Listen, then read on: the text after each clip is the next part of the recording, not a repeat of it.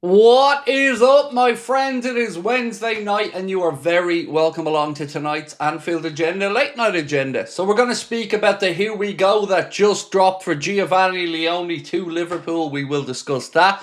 We'll try to figure out what on earth is going on with the Marc Guehi situation, because I think it's fair to say the reporting has been mixed on this one today between whether he's going to see out his last year of his contract at Crystal Palace or whether he joins Liverpool. We'll try to figure out what on earth is happening with Ibrahima Konate and his situation with the club as well. We'll talk about some potential outgoings that the Reds will probably get done before the window shuts. And of course, it wouldn't be a late night agenda without a discussion around the future of Alexander Isak and what may happen there. So, as always, ladies and gentlemen, thank you for taking the time out of your evening to come and join me. I know the Super Cup is on at the moment as well. I believe it's 1-0 to Spurs as we speak. At least that was the last update I'd seen in the chat.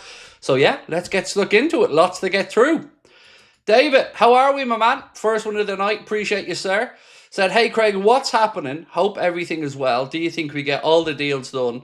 Being on X, a lot of doubt. I'm quite confident. So a lot to unpack there, David. A lot of questions. And I mean, let's start working through them, right, one by one. And we'll start off with the very latest news around the situation with Leone, as we do have the now official Fabrizio Romano, Giovani Leone to Liverpool. Here we go.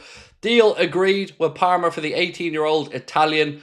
No loan ever discussed. Leone joins Liverpool now and is going to be part of Arne Slot's plan. So he's coming straight in to play this season. And we had wondered, and there had been some reporting to suggest that maybe he was going to be loaned back. Certainly seems here from Fabrizio Romano anyway that it is going to be him joining Liverpool. No loan there. So yeah, good news on that one. Now, while we're speaking about Giovani Leone, there is a little bit more on this that is interesting, because two clubs tried to hijack this one. Yep, you heard me right. Two clubs tried to hijack this deal.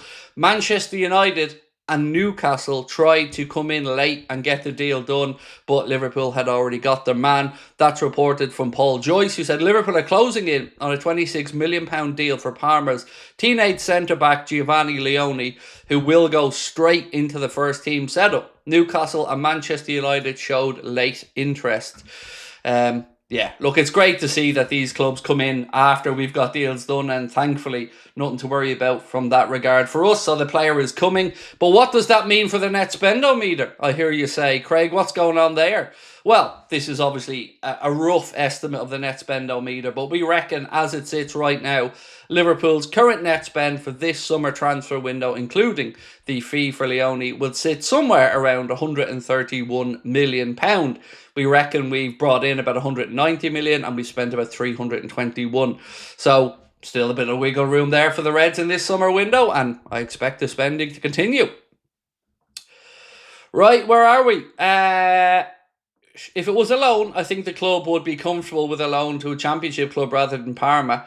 It was never seemingly on the table for a loan. There was one report yesterday, I can't remember who it was. I think it might have been Nicolo Shearer, if my memory is right, that said that the plan may have been to loan him back, but that isn't the case, and he's going to become a Liverpool player. So there we go. Right, so I want to just address something that a couple of the aggregator accounts are talking about, because I don't like to stick up for Sky Sports ever, but anything Liverpool posted up to say, funny how Cafe Solikol of Sky is saying that more than likely Marc Guehi will stay at Palace for a year, considering Parish very emphatically ruled that option out a few days ago. And then they went on to say Sky Sports, the pinnacle of elite journalism. Now, I get where they're coming from, but it's not just him that said it.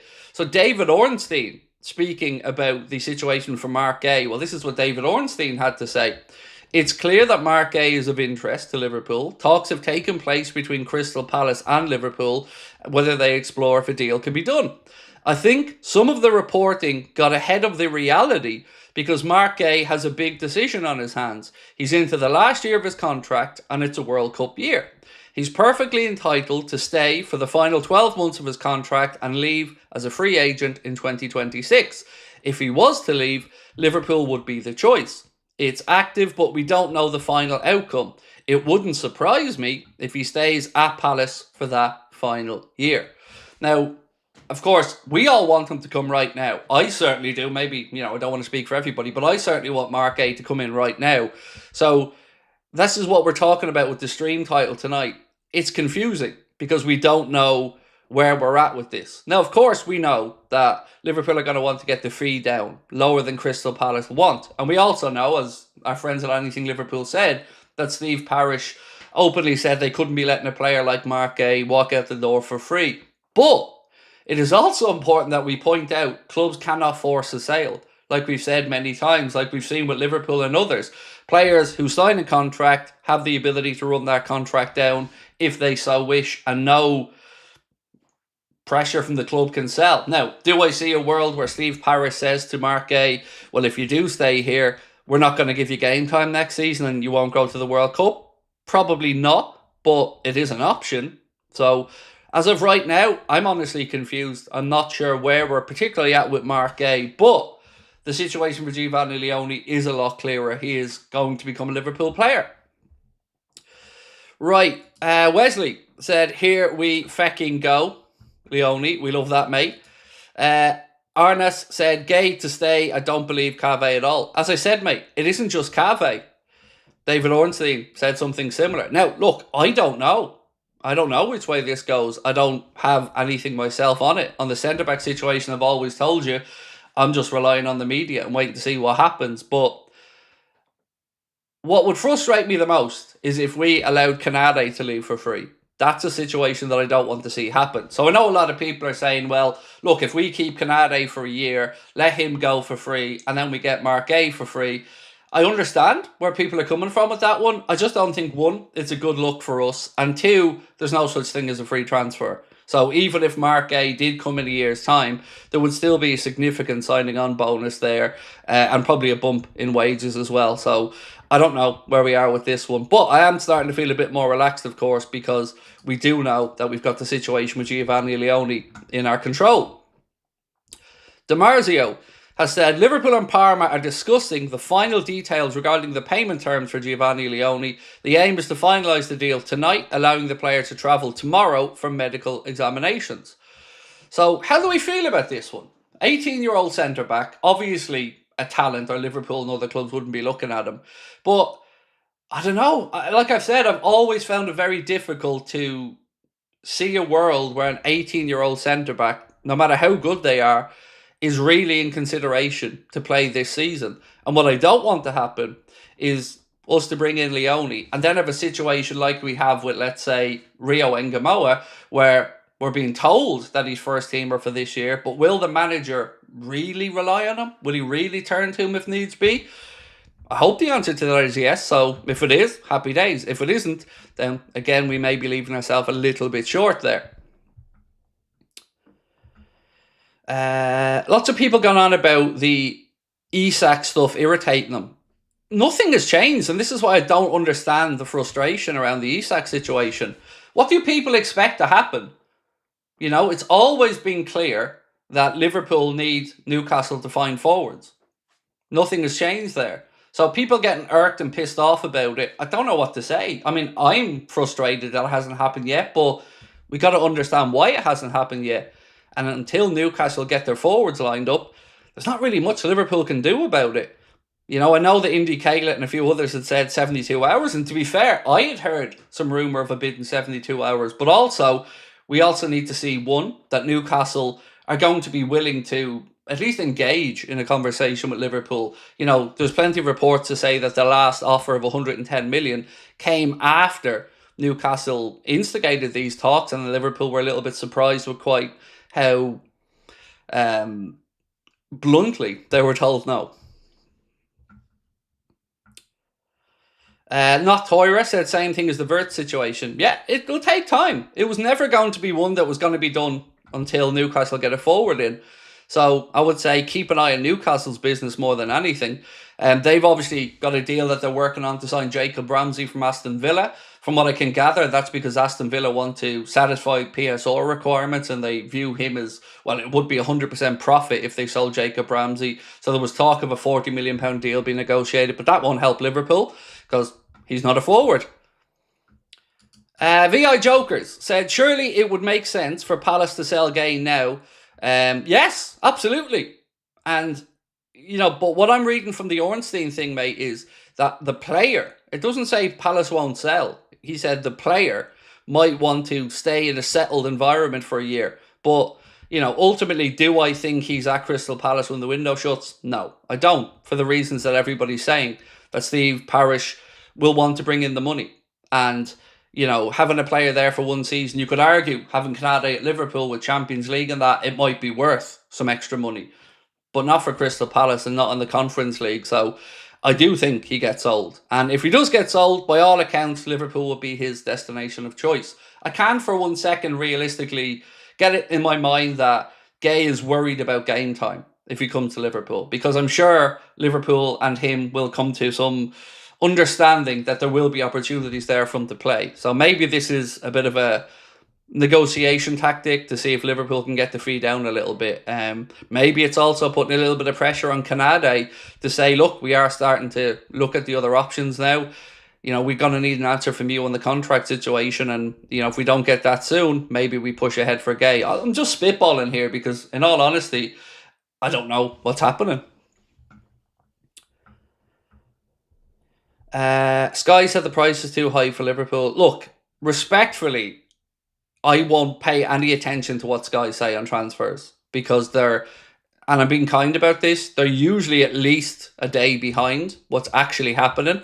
And it's always been the case that Liverpool didn't want to pay what Palace had initially asked. But Palace's number seems to have come down over the summer. 50 million was being thrown around a while ago. Now we're talking 40, 35s, and that's a far more realistic number for me.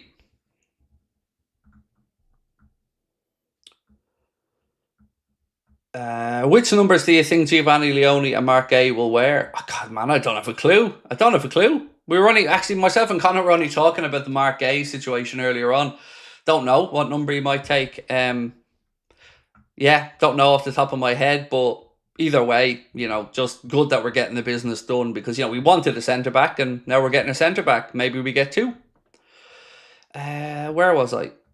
This one from Liquid. How are you, dude? Said bench Konate for the whole season if he doesn't exit. So, look, I really don't know where Liverpool's heads are at, where Konate's head's at. I don't know what's going on with that situation. I don't like the idea of him walking away for free in a year. I don't. Like I said about Marc Guehi, though, Liverpool can't force a sale of a player if they don't want to go. The one trump card that Liverpool do have for Konate would be, well, if you don't get a sale or agree to a sale, then maybe we bench you for the season and you don't get into Didier Deschamps' World Cup squad because you haven't got enough game time. Truth is, I don't know how it pans out because it's been a very well disguised situation. It's probably the fairest I can be about it. I don't know where anybody's head's at with it. I don't know if Konate's close to a deal. I don't know if Liverpool are looking to force him into making a decision one way or the other. I really don't have a clue.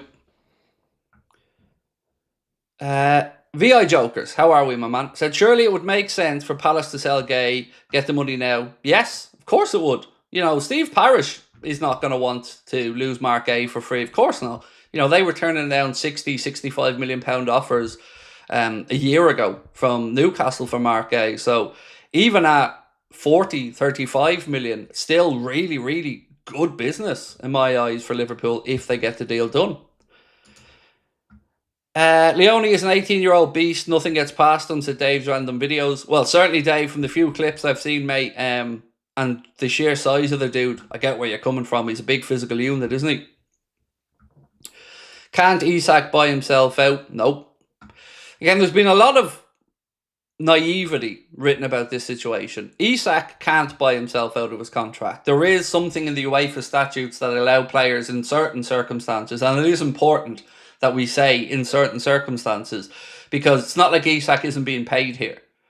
If Isak wasn't being paid, then maybe there's a way you can say cancel his contract and go elsewhere. But if he was to just up sticks, leave and, sign the deal elsewhere, Liverpool would probably be opening themselves to litigation. The player would be opening themselves to litigation. It just wouldn't be worth the ball ache for everybody concerned. And it's not a good look either. Riding the storm, how are we, sir? Seems funny that Newcastle showed late interest in Leone. Yeah, it does. But then again, to be fair, a lot of top clubs would have known about Leone. I'm glad we made the play and got him in. I want to read you something actually from Arrigo Sacchi, which caught my eye. I was reading earlier on. I was reading this on the paper that used to be printed in Liverpool, but now is printed in Manchester. So, writing for La Gazzetta dello Sport, this is what Arrigo Sacchi had to say about Giovani Leone and his proposed move to Liverpool. I'm happy that an Italian player is receiving praise from a major club like Liverpool. He went on to say, I wish AC Milan, Inter, Juventus or Napoli were competing for his transfer, not a foreign club. I'm told Italian teams don't have the same financial resources as English clubs. Absolutely true, but I add, why hasn't the football product been exploited here like in England? Why is it so complicated to buy a €40 million defender for an Italian club and yet Liverpool doesn't flinch? We'll see if the deal goes through, but in any case, I'd say the Reds will be making a great move by signing this young man, whom I followed with interest and curiosity in the second half of last season. Confident in his ability, Sacchi went on to say, I'm convinced he'll be linchpin of the Azzurri defence for a long time. Some, regarding a possible transfer to Liverpool, he said, object to this young man. He's only made 17 Serie A appearances so far. Aren't those few? No, I replied, not few, because on those occasions Leone has demonstrated the qualities needed to go far. If somebody is good, if somebody has their head in the right place, it's immediately obvious. A person can have 200 Serie A games under their belts and still not possess the qualities Leone has possessed in his first season as an adult. Let's also give him the opportunity to make mistakes. At 18, some mistakes are expected and can be forgiven, and in any case, Leone won't make many. He's a tough guy who's already learned the fundamental lesson. Keep your head down and work hard. So that's glowing praise from what can only be described as a legend of the game. Where are we at now? Where was I at with this one? This one. How are we? Greetings from Bulgaria. How are we, my friend? Thank you. Greetings right back to you as well. Thank you for tuning in. Farron Davies said, Leone bullying a very strong Lukaku as an 18-year-old. I think he'll handle what the Premier League will throw his way. Eye for a pass as well. I think he'll cook. Yeah, that image of him kind of manhandling Romelu Lukaku it's impressive, isn't it? Because we know what a big physical unit Lukaku is. Ellis said, do you think we're going for 2 centre-backs because Konate wants to leave? You'd have to say it would make some sense, right? And like I said, I don't know what's happening with the Konate situation, but I do know, I think most of us would agree it can't go on indefinitely this summer. We need to know what he wants to do, whether it's going to be a new deal with Liverpool or whether he moves on. Now, there was an interesting piece earlier on that spoke about Real Madrid leaving one squad place available, and that kind of got people thinking, uh-oh, are they going to make a late move? And then, of course, there was that piece from, I think it was Defensa Central yesterday, that talked about Chelsea making an offer for Konate, but I've not seen that backed up anywhere else. So, look, I'd be of the mindset that if we can't get Konate to agree, we have to sell this summer. I really would. That's where I'm at with it. That's where I've always been at with it. I don't like the idea of keeping him and letting him go for free in a year's time. It doesn't make sense to me. I'd rather sell him now, buy Marc Guehi and Leone, and then we're covered. Anything and everything. Said off topic, but love that Joe and Stefan are back in training. Yes, it is good. We want to see Arna have a full complement and a fit squad where possible. So yeah, the quicker we can get everybody back in training and available for the manager, that's good news, definitely. John said, no, I think we're in for 2 centre-backs because Gomez is injury prone. It doesn't have to be necessarily one or the other though, my man. It could be that a little bit of everything is true in this scenario. But look, either way, as fans, right, our most important thing here is that we don't leave ourselves short. And if we're going for 2, I think it's fair to say we're not leaving ourselves short. So that's certainly a relief for me. But again, the mixed reporting around the situation with Marc Guehi is confusing. Craig, can you do a Premier League prediction video, table prediction video, please? I'll try. Honestly, whenever I do these type of things, they don't do well. You know, it's not really a type of content that people view when we do them. So even the Premier League prediction videos, they were probably one of our lowest viewed videos from last season. So unsure exactly what the reasoning is on them. But the preview, that's in the bank. That's coming out tomorrow. So if you haven't had a chance, please do. Oh my days, 2-0 to Spurs. Wow. Holy shit, 2-0 to Spurs. That is crazy. Fair play. You know, I guess it is important to mention PSG have only been back a week from pre-season, but look, still they're an impressive side, and for Spurs to be 2-0 up, fair play to them. That's wow. I won't shy away from it. I thought that was going to be a bloodbath. I thought PSG were going to absolutely wipe the floor with them, but fair play to Spurs there. Just, you know, adding those extra trophies that Arsenal don't have. Mac said, John Henry tearing his house apart looking for his credit card. Keep going, Richard. Exactly. You know, play dumb. Don't tell John anything, Mac. Just keep going. Play dumb. Craig, if Guehi doesn't come, Van Dijk, Konate, Leone and Gomez be enough? Yeah, of course. No, for me, the problem with Konate is I don't want the player walking out the door for free. And if he doesn't agree a deal soon, the club have a decision to make. You know, what do you do? Do you try to force him out the door late in the window? I think the best thing that we can do is to counteract any possible situation by bringing in Marc Guehi now and telling Marc Guehi straight away, you're going to be the guy. You're going to play alongside Virgil. You're going to compete with Leone for it. And that Konate isn't in our plans unless Konate is going to sign the new deal. And that's where I cannot give you an answer. I have no idea. If you told me Konate was going to sign the new deal tomorrow, I'd probably be sceptical of whether we sign Marc Guehi or not. I do feel the two things are probably linked. The Leone one makes sense. The plan, and we were told once we sold Kwanzaa, was always that Liverpool were looking to bring in a young centre-back. So this kind of rings true to what we were told. But the unknown was always the Konate Guehi situation, and it's still kind of up in the air, in my opinion. Konate seems too nice of a guy to bench. Does he? I mean, I don't know where you're going with that. There's no such thing as too nice of a guy for anything.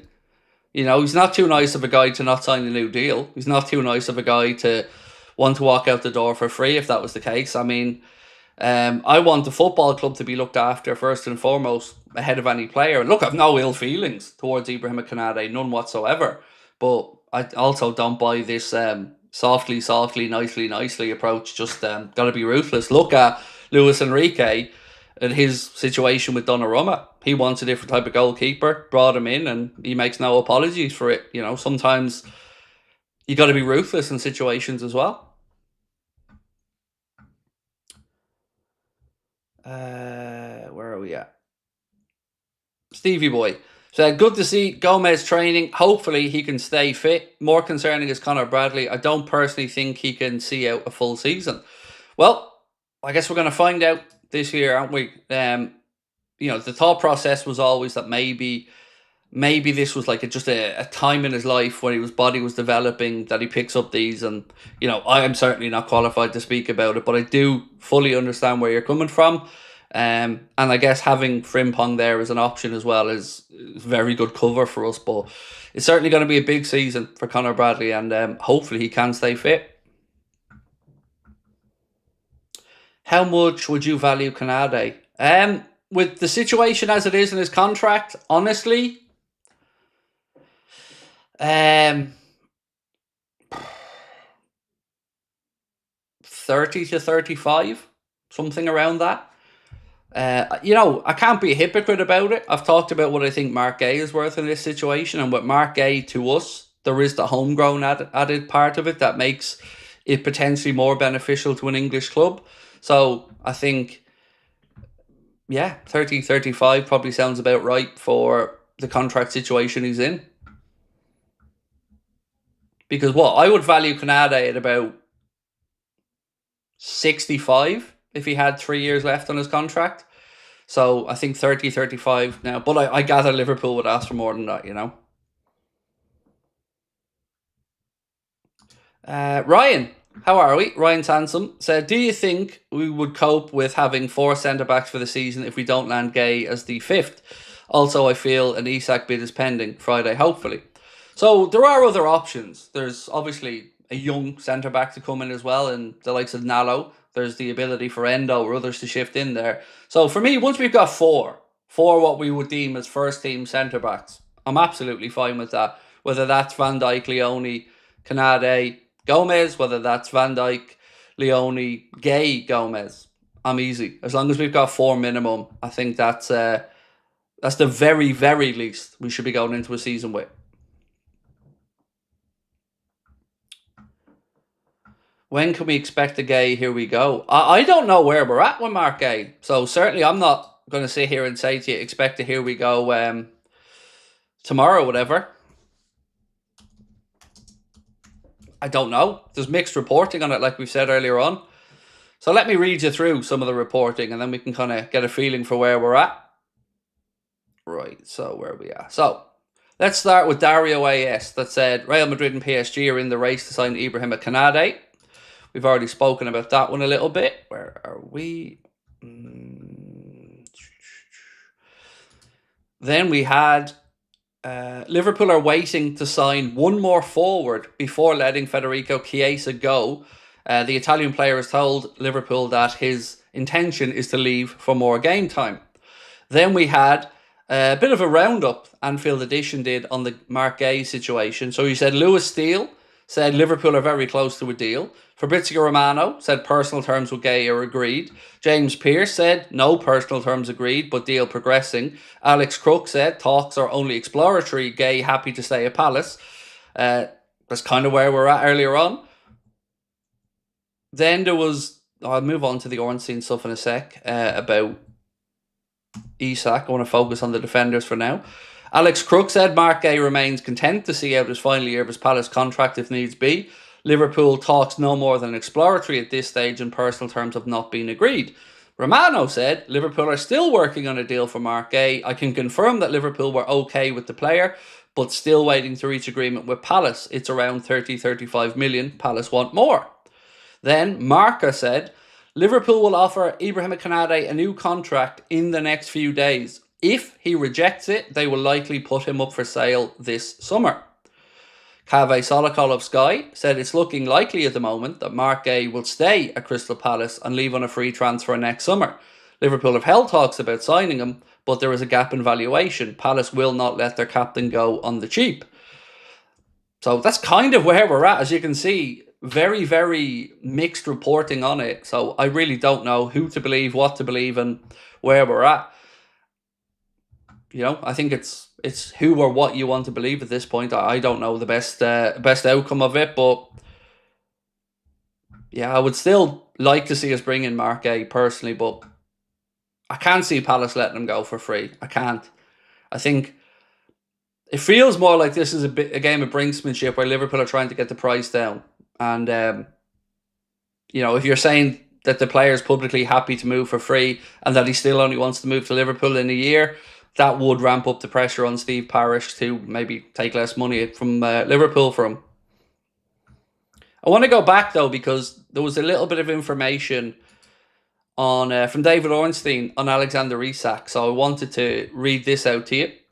He said, the story we reported on The Athletic is extremely well and thoroughly sourced from multiple contacts privy to the situation, and there is an awareness of the perspective of Alexander Isak.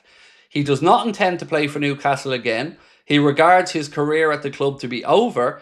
Even if a deal is not done and he is still at Newcastle, he has no desire to be integrated into the first team setup. This is all hypothetical. It's almost like, let's see if that's the case if it happens. We all know Liverpool made a £110 million bid for him. If there's any encouragement given to Liverpool that they come back to try and close a deal, it would have to be a price Newcastle deem acceptable, and they need one or more replacements that they feel is adequate. We don't know the final outcome, but it clearly is still possible that the potential move to Liverpool would happen. That is what Alexander Isak wants. So it seems like he's at least saying to Newcastle, regardless of what happens with this deal to Liverpool, I'm not playing for Newcastle again. So, let's see how that one pans out. Where was I at? Victor said, I don't mind signing young centre-backs from the most defensive league. Look, for me, mate, I have to say I don't know much about young Leone, but I do trust the judgment of the recruitment team. And I went into this window, Victor, saying, I want the manager to have the players that the manager wants. And if the manager wants Giovani Leone, and he looks like he does, all good with me, dude. Ultimately, these decisions will make or break Arne Slot's career at Liverpool. So I want him to get the squad he wants. Stevie Simpson said, am I the only one concerned about so many bodies leaving a title-winning team? Either a masterstroke or the worst decision in football. Trust in Slot.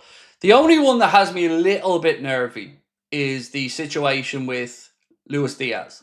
Because no doubt that young Rio Ngamoa is a huge talent. But it feels like we might be leaving ourselves a little bit short of proven talent that the manager feels he can turn to. So on the left side, we've got Cody Gakpo and young Rio. Now I know that there are other players who can play there, and if Isak comes in, maybe we see Ugo Ekitike go across there. But for now, that's the only one I would say is somewhat questionable. Darwin was always going to be sold. Diogo, nobody could have foreseen that. And what's happening with Chiesa probably is no surprise to anybody that, he wants to move and, he's not going to really get much game time. So that's the one for me that has me a bit nervy. And that nervousness only increased after the Community Shield when Arne didn't really want to give Rio a run out there. And I feel like if Diaz was on the bench, he probably would have got minutes. Samu said, trust in Rio and Leone. See, it's easy saying that now, mate, but the manager has to. Us fans, no problem. But what we can't have happen again is going through a season and the manager looking at his bench and not feeling like these are the ones that can come on and make a difference. I have no problem with Rio being there, but the manager needs to believe that Rio is ready for the here and now, or we are leaving ourselves short.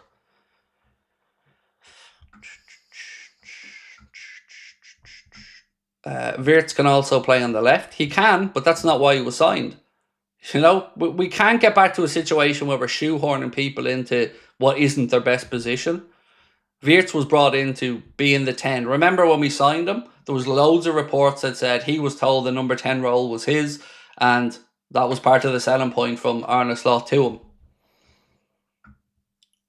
him. Shane, how are we, sir? Hi, Craig. How's it going? Good. Yeah, good. Thank you, dude. Very warm today. Buzzing about Leone. Do you have any updates on Guehi? Just the ones that I read out, Shane, which are very, very conflicting in their reports. So I don't know which one to believe. So now I'll ask the chat now.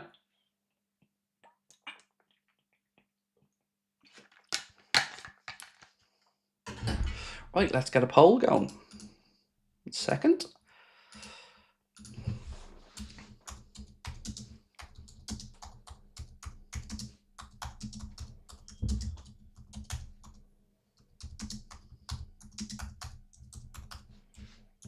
Right, so question I'm going to ask is, do you think we sign Marc Guehi this summer?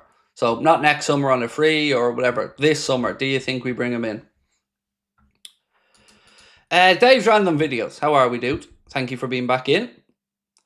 Liverpool's recruitment, different level, impressive. Oh, God, mate, yeah. No debate for me on that one, Dave.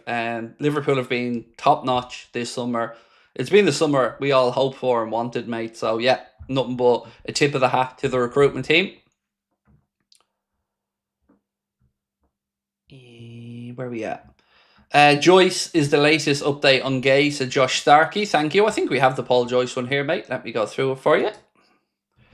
1 sec, sir. Where's this one from? That was from Ornstein. That was from that. So Paul Joyce said, talks between Liverpool and Crystal Palace for Marc Guehi are ongoing, with Crystal Palace aware that the player wants to join the Premier League champions. So it's kind of cool to hear, though, that even if it isn't this summer, Marc Guehi wants to come to Liverpool, even if it is on a free. That is always good to hear, but I would just like it sorted out this summer, personally. His future and Konate's future. Just, I don't like going through the season with a player, and this isn't aimed at Konate. This could genuinely be any player. I hate going into a last year of a player's contract, especially if we think that the player's going to leave at the end of it. So with Mohamed Salah and Virgil van Dijk, it was a little bit different because we knew both those gents wanted to stay at Liverpool, and it was down to whether Liverpool wanted to give them a deal that matched their ambition. We don't know where Konate's head is at. We do know there's a difference in the money on offer, and Konate wants a bit more. Again, no surprise there. Players are entitled to, have their own valuation. But I just don't like it. I don't like going into the season with that uncertainty hanging over everybody. It just, I don't know, maybe I'm just a pussy, but it makes me feel a bit nervy. Craig, you were right about Barcola. Look, like I said, you can't deny the numbers he put up in PSG's team, but there was one point in the first half of that game, and I only watched the first 35 minutes of the Spurs game, where Bradley Barcola was in acres of space down the left-hand side and made an absolute pig's ear of it. Even, he could have driven straight at goal with his pace, but he dragged himself to the byline and made a mess of the cross, and it was blocked and turned behind. And he should have done so much better with it. And that's the type of frustration I get when I watch Bradley Barcola, and why I'm kind of happy we aren't signing him. Where are we at? VI Jokers said, I think if Konate's form dips or drops off in games coming up before the transfer window closes, we may have to realistically part ways with Konate because of his head is where it's at. So, at the best of times, VI Jokers, I have questions about where Konate's head's at. And that's at the best of times. There's no denying he can give you a 9 out of 10 performance, but he has a few errors in him as well. And the more I've thought about this over the past month, the more I feel comfortable in saying it.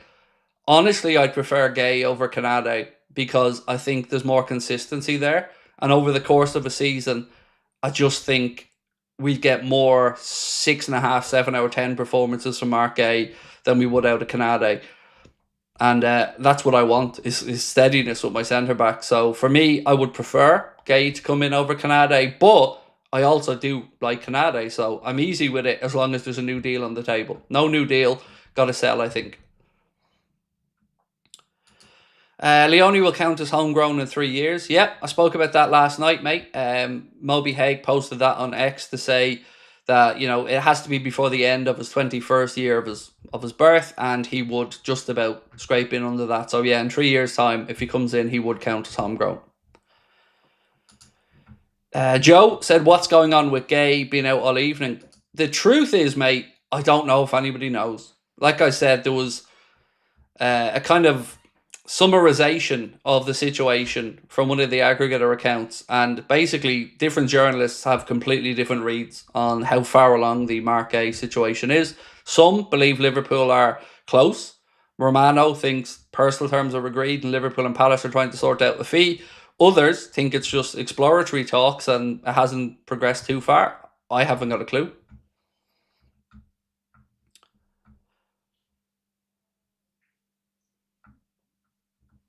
Parish is a ruthless negotiator. He won't let Guehi away for free. He'll keep him. See, that's just nonsense though, Craig.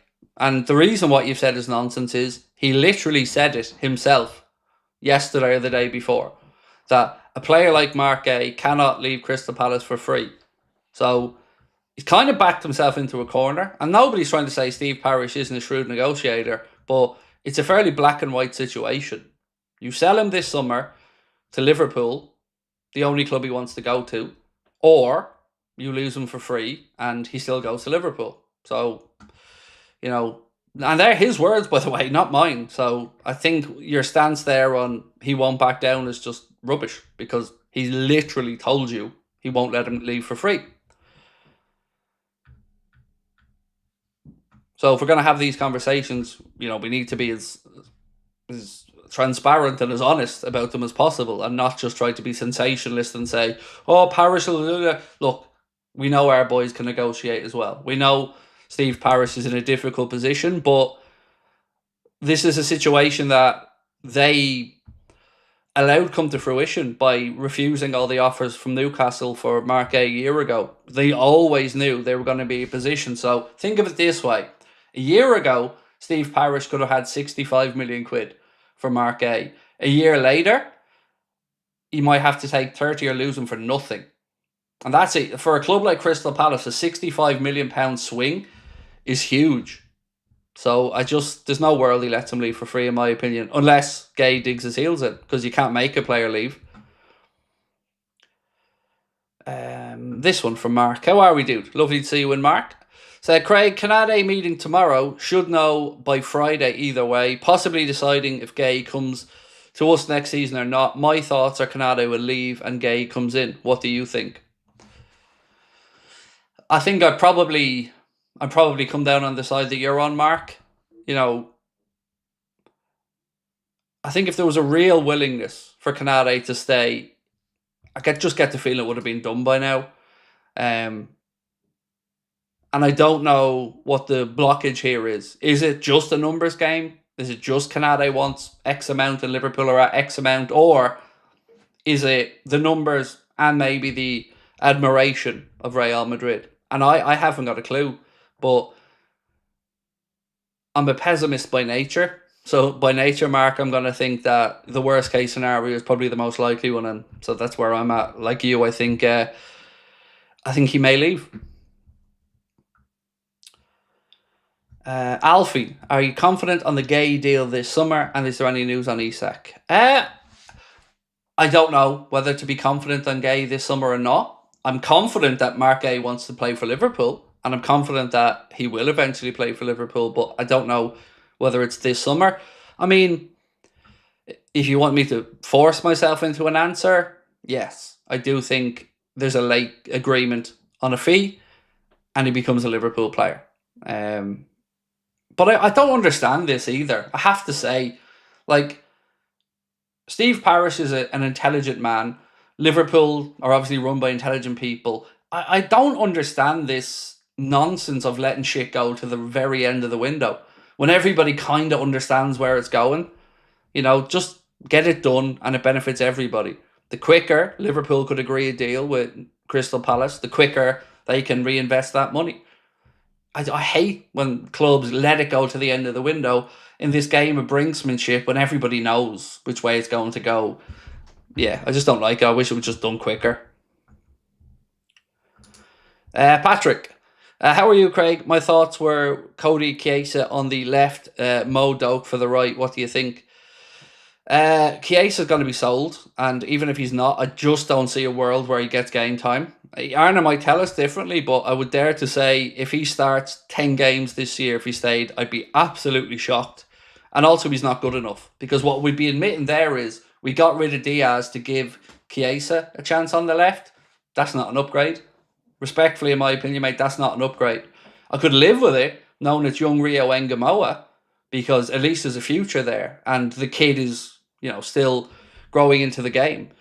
What was the other one you said? Ben Doak on the right.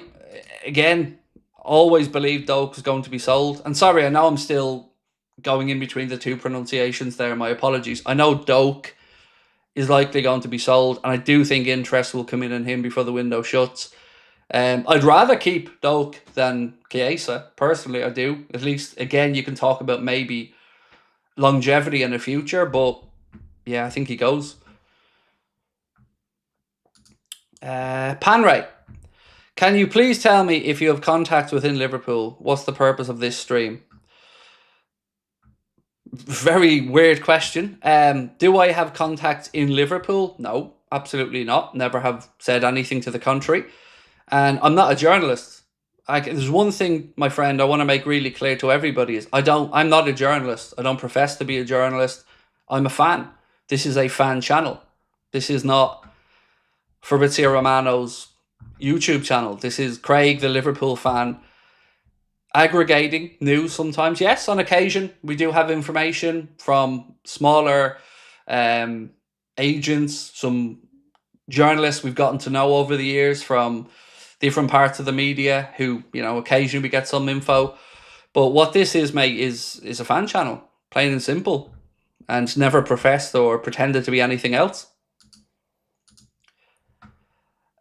Wirtz on the left is the same reason why signing Isak makes no sense to me. Play Ekitike somewhere else, but as you say, which is right, it's not why you sign a £90 million striker to play, not play number 9. So I don't mind Ekitike drifting to the left somewhat, because I think he has that attribute in his game where it almost feels like he naturally drifts left from what I've watched. Even look at the goal he scored in the Community Shield, that link-up play with Wirtz down the left-hand side. Yeah, I just think he naturally drifts there. So, but with Chiesa, yeah, I don't get it.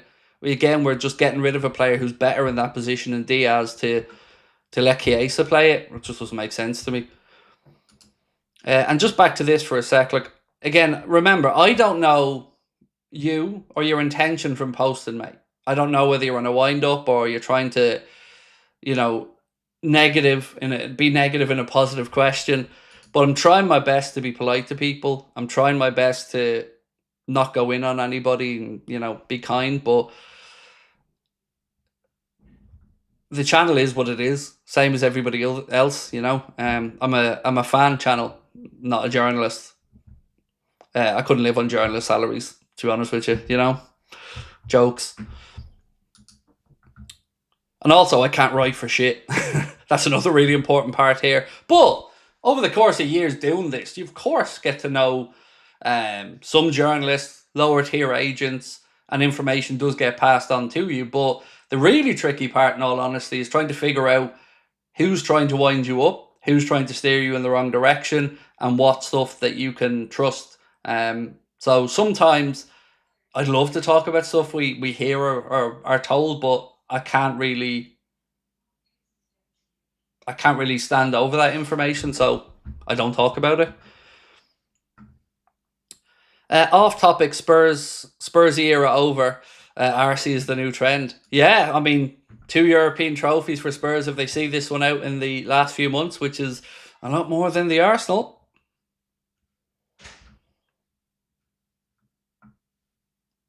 What I often get from people, though, in comments, which does make me chuckle, is, so no news then?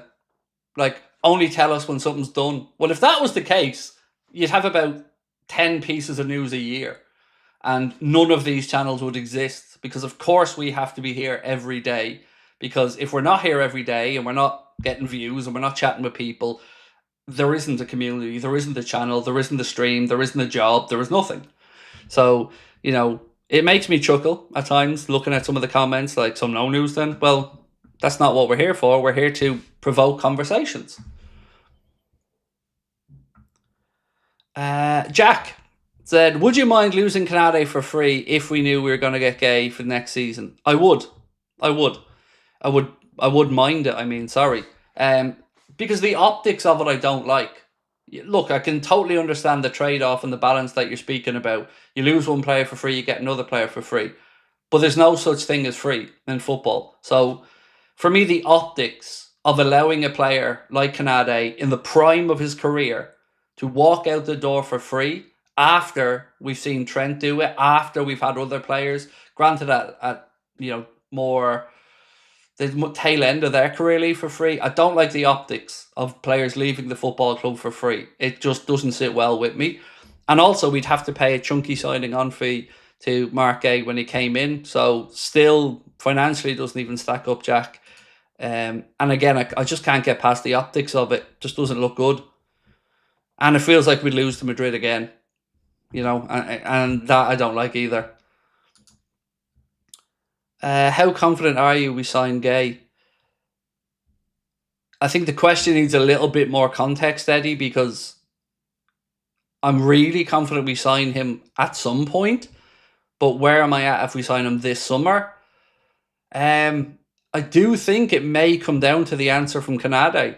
So if Konate won't sign a new deal, I feel like it makes sense then that Liverpool progress more thoroughly or advance quicker in the situation for Marc Guehi. When you draw that line in the sand for Ibu, I don't know. When you say to him, we need an answer by now, you got to feel that time would have to be soon. Right, so we asked, do you think we sign Marc Guehi this summer? heading for 2,500 votes. If you haven't had a chance to vote yet, please do. Also, the Anfield Agenda podcast, episode number 2, came out today. Myself, Chris and Steve were talking about everything transfer window, formation, tactics. If you have a chance, do check it out. You can watch it here on the YouTube channel, of course, or it is also on Spotify, where you can watch it as a video podcast, or you can listen to the audio only. And thank you so much to everyone that has watched and commented on it. I tried to reply to a few of them earlier on. Appreciate you, and appreciate the 2 gents joining me as well. Right, Colzer, how are we, dude? And by the way, thank you guys so much for being in with me again. I can't emphasize this enough. This is such a joy to be here every night talking with you guys, especially when things for our football club are going as well as they are. The window's looking as good as it is, and we're so excited for the new season kicking off on Friday. It really, it's such a highlight of my life to be doing this, and you guys let me do that. You give me this opportunity, so thank you. Right, let's keep cracking. Colzer said, I think Slot is getting rid of players who didn't want to be here, no matter how good they are. A happy squad is perfect. What do you think? Definitely. You want a happy changing room. And, that's even if we flip the situation right and look at the Newcastle side of it. Even if they do keep Isak, it's not going to be great in that dressing room all season. It just isn't. And all season, there's still going to be headlines written about Isak and Liverpool, just like we've seen with Trent Alexander-Arnold and that situation where there was a whole year of basically everybody speculating, and we had to read every 2 days about Madrid feeling really confident, and, Trent has agreed to this or blah, blah, blah. It's not good, and it definitely can seep into a dressing room, a season, and a fan base as well. The most sensible outcome in this is for Newcastle to get a replacement and sell Isak, because he just doesn't want to be there.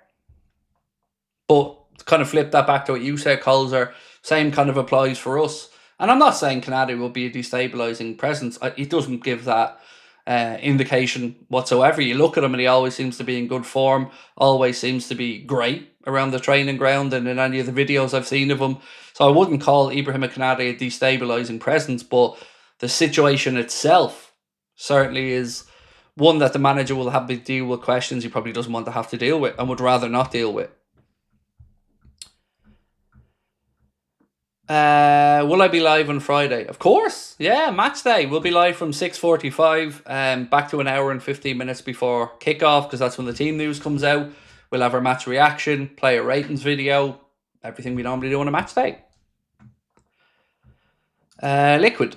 I find Guehi more mature as a player and a person. Yeah, he's a very calming presence. Even just listening to him speak, I always like what I hear from Marc Guehi.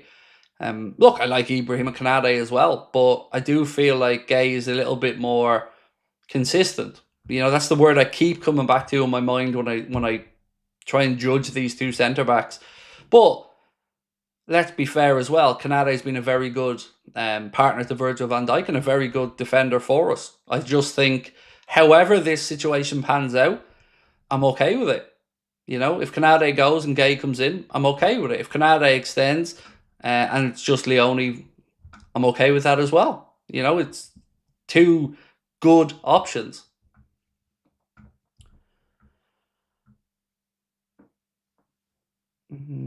Konate loves us, just wants more money. That's what footballers want. That's okay as well, Anthony.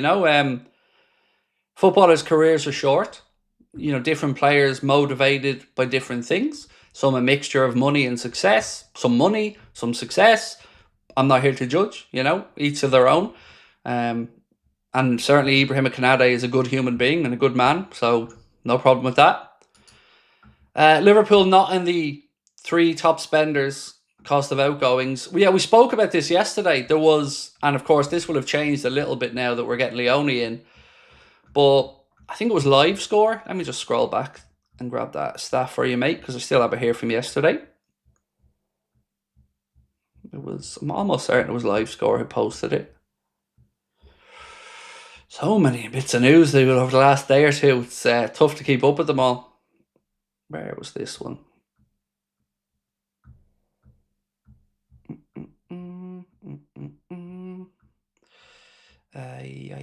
How do I not have it now?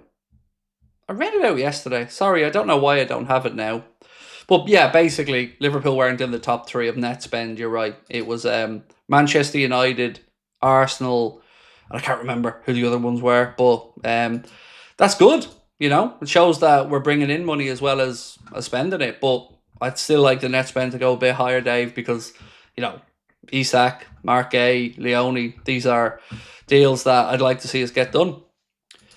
Oscar's World, how are we, sir? Craig, Oscar's World is back this Friday. Let's win it for the Ogo. Yeah, a friend of ours, Oscar's World, started his own channel last season, if I remember correctly, Oscar. So, wishing you the best for the season ahead, my friend. Right, where are we? Do you think we sign Marc Guehi this summer? We have 2,600 votes cast on this one, and it's a landslide, ladies and gentlemen. We have 81% of people that voted said yes, Liverpool will sign Marc Guehi this summer. Now let's ask the same question about Konate's contract. So, do you think Konate signs a new deal? So, do you think Konate signs a new deal? Let's see how people feel on that one. Leach, how are we, sir? This transfer window has been mad. The drama and stores have been crazy. This Isak story reminds me of Peter Odemwingie. Yeah, it's nuts. Odemwingie rocked up in his car outside, but Isak's handed back the keys to his rented house and all. It's a mad one, for sure. I owe an apology. Well, I guess I probably don't owe an apology, but I want to clear something up. So there's been somebody in our chat, Naturalist, who is in all the time and is very good, a great contributor, and has sent a couple of emails as well.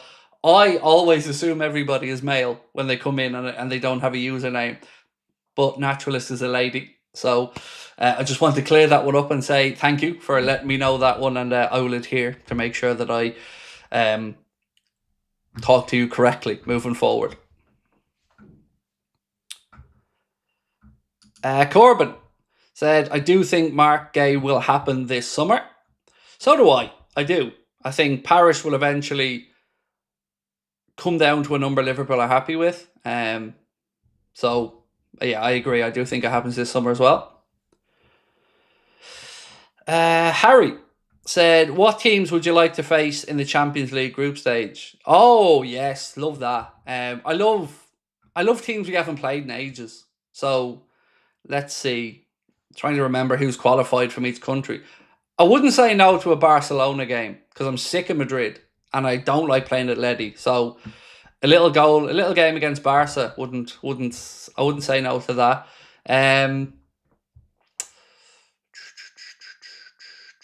Always like playing one of the Dutch sides. Don't mind playing one of the Dutch sides. So any of them.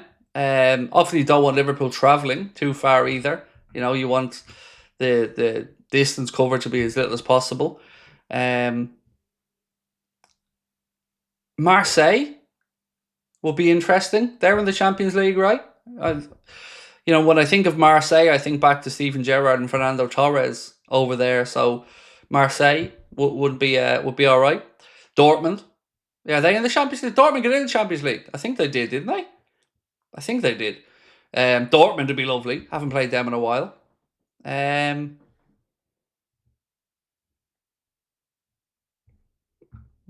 One of the Portuguese side, maybe. I don't know. I'm probably not being very inventive here, but I was trying to think through the leagues and who's in. Don't really want to play one of the Italian teams. I always find those games kind of monotonous. Bayern would be a really interesting one that would give us a good indication of where we're at. They're always you have to be good when you play Bayern, so you'd expect a tough challenge there.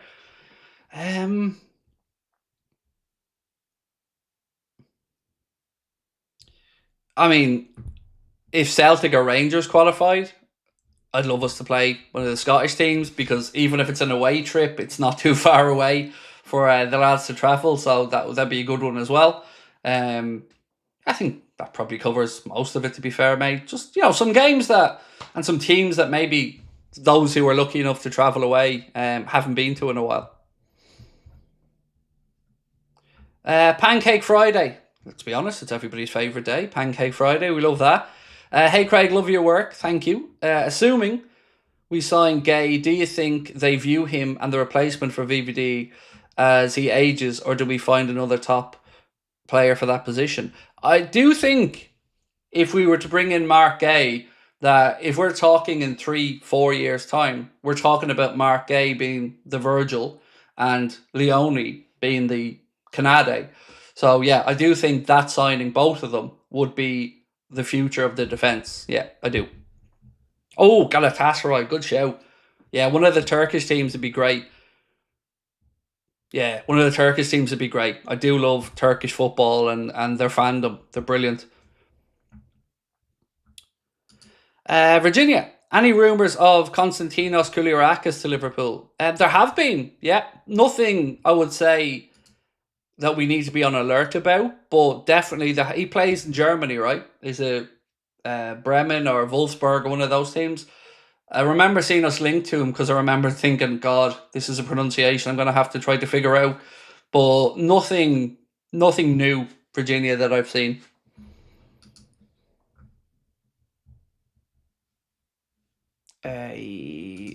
Ryan, how are we? Ignore the people who antagonise you. You're good at what you do, and we appreciate what you do. The people who give you gob still give you views. Oh, look, I tried to be polite to that gentleman because I don't know his intention. Like I said, I don't. All I know is a username and a comment. I don't know what age the person is. I don't know their sentiment or whether they're on a wind up or not. But look, like I said, mate, I'm trying. I'm learning as I go, and sometimes I bite on stuff I wish I didn't. But ultimately, I always just come back to one thing, and this could be my kind of autism spectrum thinking, but I just really don't understand it. Like, there's loads of stuff I don't like. For instance, I don't like Emmerdale, the TV show, so I don't watch it. I don't ring up ITV and shout at them saying, "What the fuck is this on the TV for? Why are you making this?" You know, I never understand that mindset with people. Like, I don't like Mark Goldbridge, so guess what I don't do? I don't watch the United Stand. I don't like AFTV, so I don't watch AFTV. The people that say they hate you and you turn around and they're everywhere, it's really confusing. Like, do you hate me, or is there something else at play here? And also, for somebody you don't know, they're kind of strong feelings to have as well. How many games will he only start this season? Oh, mate, I don't know, Sean. I haven't got a clue. I'm still trying to wrap my head around an 18-year-old coming in to the first team at centre-back for the here and now. Because of all the positions on the pitch, that's the one, bar maybe a goalkeeper, that you don't usually see Premier League teams putting out 18-year-old centre-backs. You know, De Ligt was obviously a huge talent breaking through. Lenny Yoro, big talent coming through as well. But yeah, it's difficult just to get my head around thinking an 18-year-old, even as one is physically developed as LEONI, it's a mad one. Mad one. So I wouldn't have a clue, bro, where to even start. Isn't he 6'5"? Yeah, Steve, he's a big dude. He's a big dude.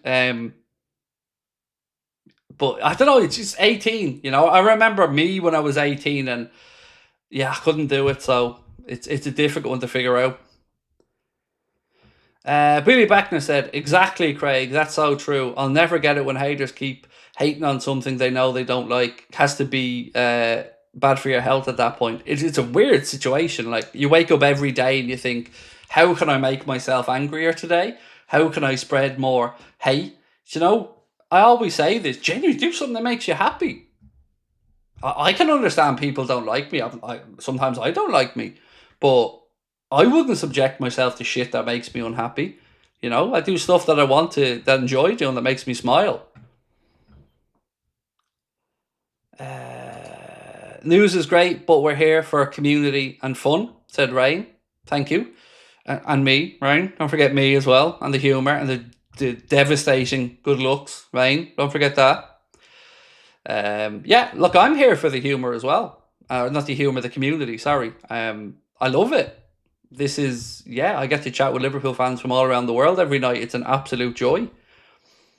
Favourite soap? So I'll admit, before COVID, I never missed Coronation Street in EastEnders. Never. Like, since I was a child, grew up, my mum, every day, we sat down, we watched all the soaps. I watched Neighbours, Home and Away, Coronation Street, EastEnders. But when COVID came and they had to do that kind of social distancing acting, I couldn't watch it. There was something about it just didn't feel natural anymore.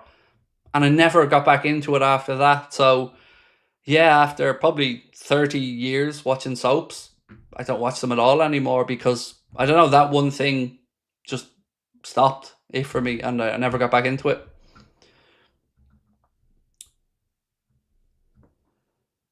Some people just like to suffer. Well, Wesley, as a man who went through a really, really, really dark, tough, and depressing middle of my life, you know, I don't want any more suffering or pain. I want good, positive stuff. Oh, it's 2-2, is it? 2-2. There's the Spurs we all know. Who scored the goals for PSG, if you don't mind me asking, folks? That must be late as well, right? That must be getting towards stoppage time there.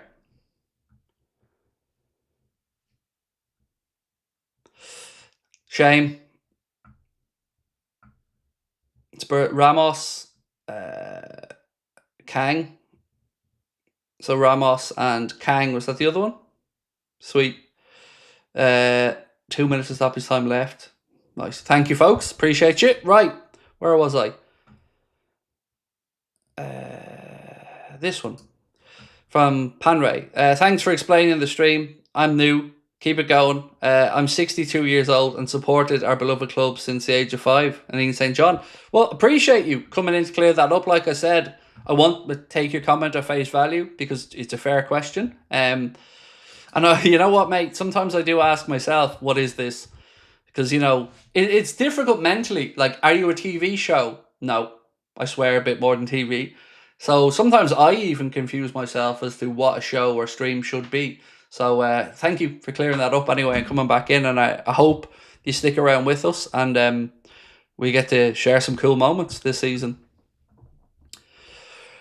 Arnas, Newcastle in the Champions League, show them what is a big club. Well, we can't get them in the group stage. It's not impossible, but or is it? I remember there was one part of it they said it couldn't happen in unless there was extenuating circumstances. And I'm not sure whether that was the first knockout round or it was the group stages, but it will be interesting to see how the English sides get on in the Champions League this year. I'll be intrigued to see, especially the likes of Spurs. This one from Leach. I don't want us to win the league stages of the Champions League. Well, it's changed this year, mate. It's changed. So if we did finish in the top position or in the second position, you would be guaranteed the home stages for the knockout stage. So it would have more of a benefit to us. And I think there's even, I might be wrong on this, let me double check it, but I think there was something about the seeding part of it as well. But let me double check that.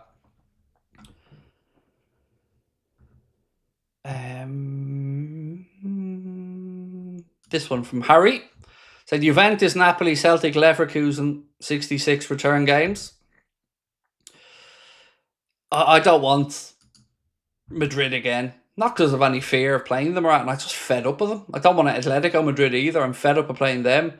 Yeah, there's certain clubs I just feel we play too much. And if we are going to play the likes of Madrid, I'd rather be in the knockout stage when there's more jeopardy. Love your content. Thank you, Slad VR. Appreciate that, mate. Appreciate all of you. Right, folks, really quickly, if you can, hit that like button for me. And don't forget, if you can subscribe to the Anfield Agenda Clips channel, you'd be really helping us out as well. The Clips channel it's my dream to get it to 100,000 subscribers, to get the silver play button. We're over halfway there. If you didn't know we had a Clips channel, or maybe you just haven't subscribed to it, do check Anfield Agenda Clips. Stevie.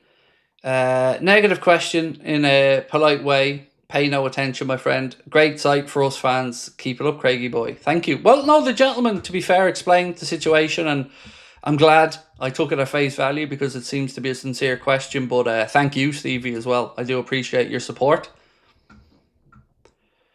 Craig, would you play PSG again for revenge, but in the league game so it's not as a risk? Would be nice to humble Hakimi for putting the flag in Anfield.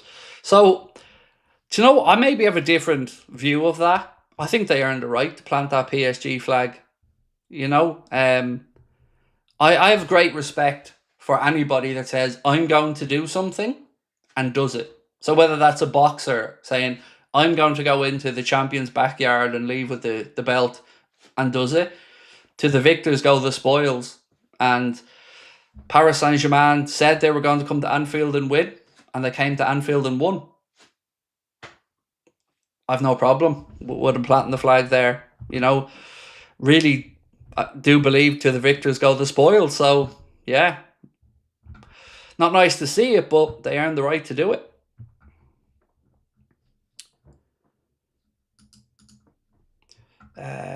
Right, so we asked, do you think Konate signs a new deal? Yes or no? We'll leave that poll running a little bit longer.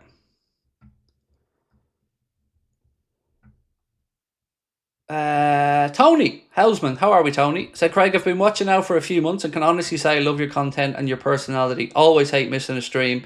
Going on holiday Friday. Hope I can still tune in. Well, it means a lot, Tony. I'm glad you found us, mate, and I'm glad you're still with us. I hate missing a stream as well. You know, I hate taking days off. Sometimes I have to because it is mentally draining. You come on here and you do whatever, 90 minutes.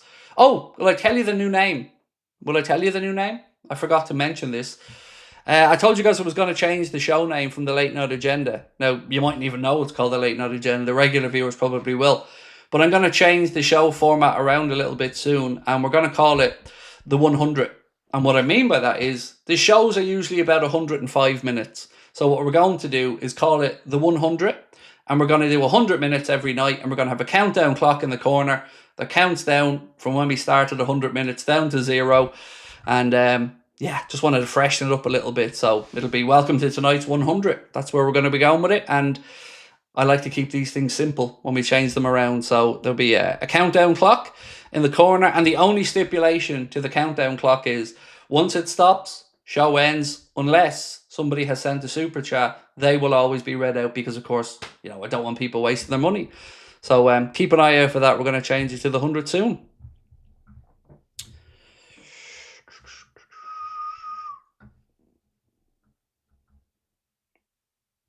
Late Night Agenda sounds better than the 100. No, I'm going with the 100. Just because everybody told me when I start doing the streams to keep it an hour or less. Everybody. Anyone I spoke to in the industry said, keep it at an hour or less. And I said, no, an hour doesn't work for me. It doesn't suit me. It doesn't feel natural to come on and be gone in an hour. I like longer talks. So I looked at the times that we stream, and it's usually about 95, 105 minutes, somewhere around that. So I just thought, let's go with the 100 and go with that. So there we are. James said, would you rather sell Konate to Chelsea or lose him for free to PSG or Real Madrid next year? Massive fan, you're a legend. Keep it up. Thank you. Always the sale.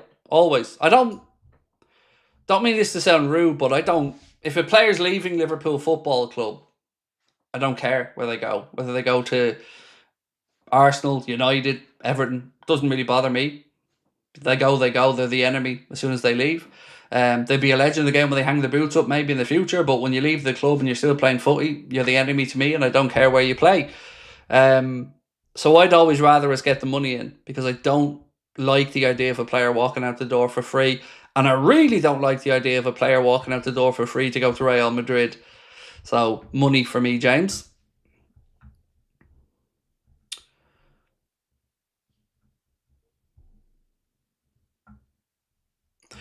Aaron said, that's why we love you, Craig. You keep it real, and when people do time constraints, it puts stress and just makes you act more robotic.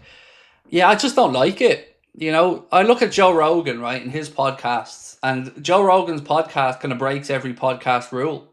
You know, they're longer format, but it works. It works for Joe Rogan.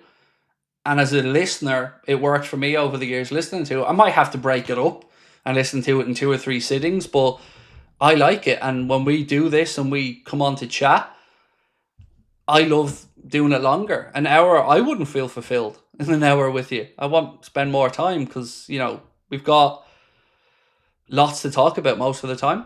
And I will go back over everything in a moment, don't worry, because there is some developing news around Newcastle as well.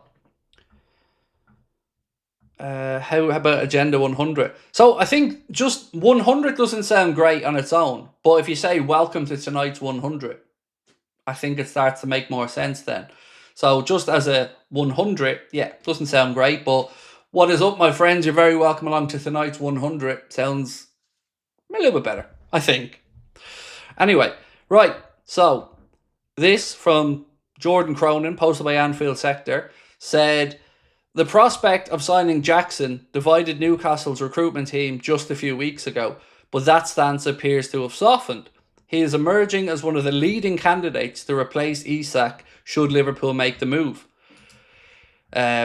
He's certainly more interesting than some of the names that I've seen linked to Newcastle since they lost out on the likes of Šeško. But again, as long as it ends up with Liverpool getting Isak, happy days.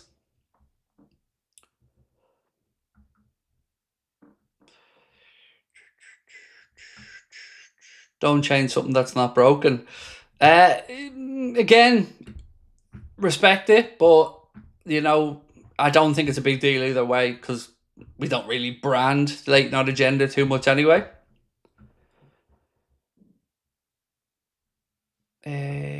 Jerry, how are we, mate? What's going on with Guehi? The honest answer, Jerry, my friend, is I don't know. And what I mean by that, mate, I'll try to explain now.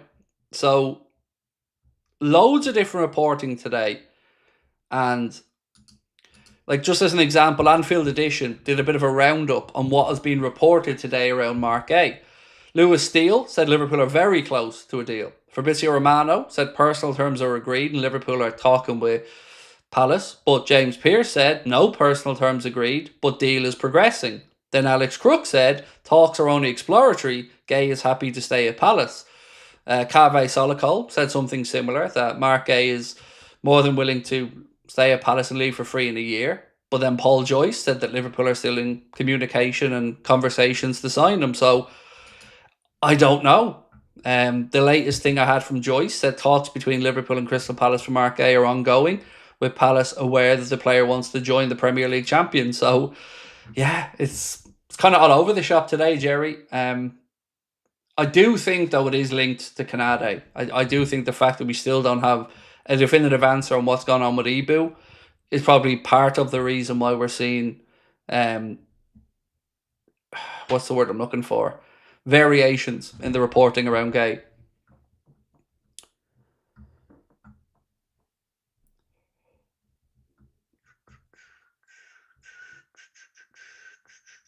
Arsenal fans are about to be bantered to high heavens, said Adrian. Itachi, how are we, sir? Good. We signed young Leone. Well, we haven't yet, but it's certainly progressing very well. I wish him all the best. He's going to learn a lot from Virgil. Guehi wants to play every game, so maybe we told him once Ibu's gone, it'll work. I think even if Ibu was still here and Guehi came in, honestly, I think there will be enough games for everybody.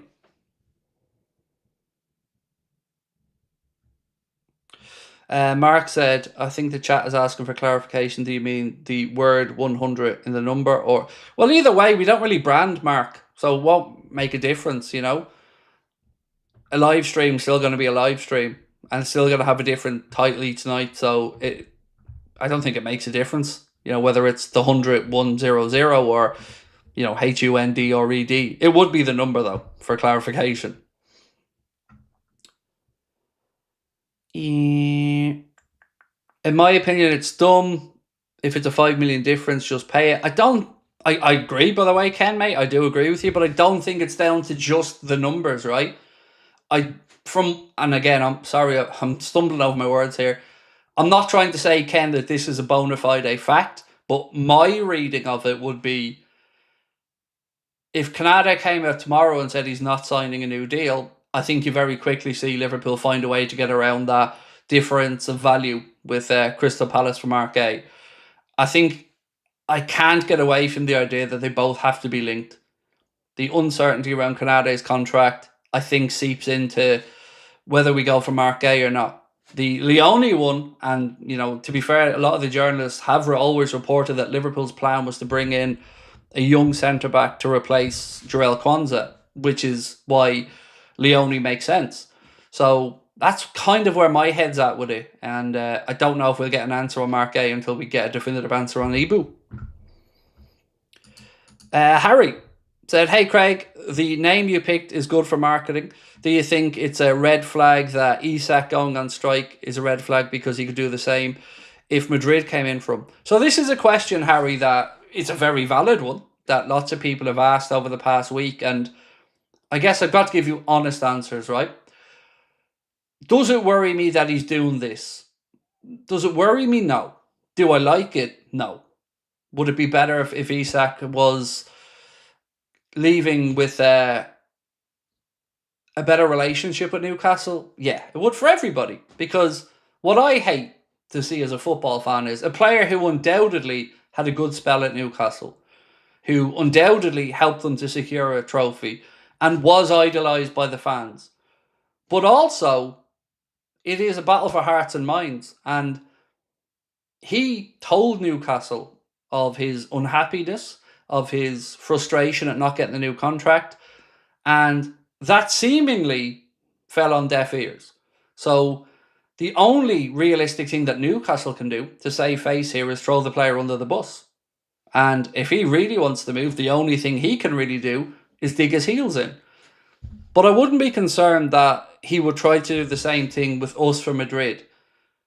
Because, and again, this could be my own bias, the jump from Liverpool to Madrid, it's questionable. Is it a big jump? But to go from Newcastle to Liverpool, you're immediately going to a club where you are going to challenge every year for major honours. So you can at least think you can fulfil your sporting ambitions at Liverpool. If Newcastle were 2 or 3 years further along in their development, under their ownership and under Eddie Howe's stewardship, this could be a very different conversation. But where Newcastle are at right now doesn't coincide with the peak of Isak's career and Isak feeling he can achieve what he wants to achieve at Newcastle.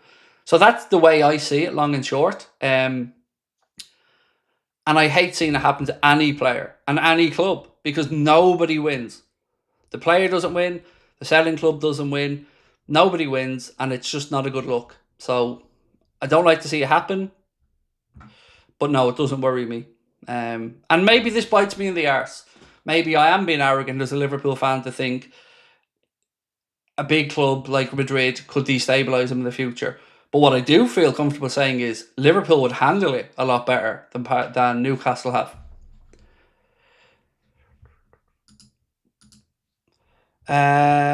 Nearly at 2,500 votes. What do you guys think, by the way?